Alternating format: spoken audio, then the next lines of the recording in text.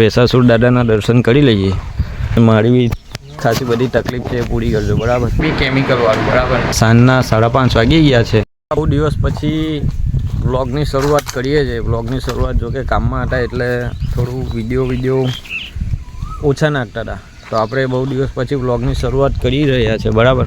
તો ભેસાસુર દાદાના દર્શન કરી લઈએ બરાબર. તમે બી ભેસાસુર દાદાના દર્શન કરી લેજો, તમારી બધી મનોકામના પૂરી થશે. ને આપણા વ્લોગની શરૂઆત ભેસાસુર દાદાના દર્શનથી કરીએ છીએ બરાબર. તો જય ભેસાસુર દાદા.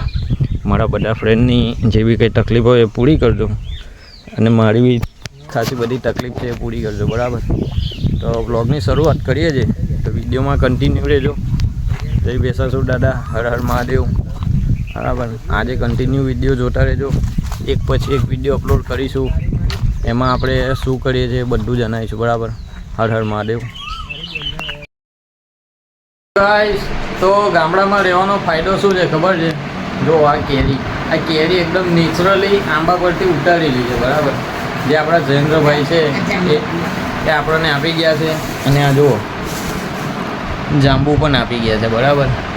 એટલે ગામડામાં રહેવાથી આ ફાયદો છે કે તમને નેચરલી ખાવા મળે, પ્લસ કે તમારા જે સંબંધ હોય, રિલેશન હોય જે વ્યક્તિ જોડે ગામડામાં, એ લોકો ગામડામાં સામેથી આપણને આપી જાય કે લે ભાઈ ખાજે બરાબર.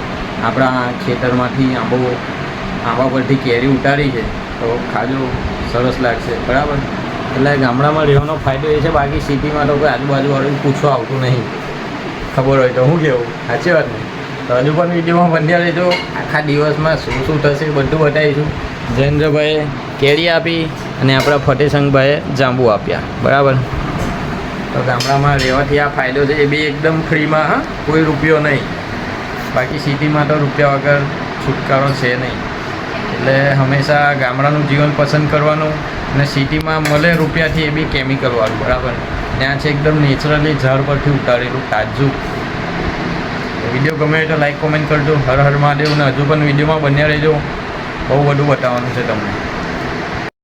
હેલો ગાઈસ, તો પાછા આપણે વિડીયોમાં આવી ગયા છે. ને પાછા આપણે સાંજના 5:30 વાગી ગયા છે બરાબર. પાછું પાણી પીવડાવવાનું ચાલુ કરી દીધું છે બરાબર. તો પાછું આજે નારિયેળીને પાણી પીવડાવવાનું છે. તો હજુ પણ વિડીયોમાં બન્યા રહેજો, બતાવીશ કે બધી નારિયેળીને પાણી પીવડાવી દીધું છે કે નહીં. ને પેલા બે આપણા શિકારી ઉઠા જો, એક આર્યો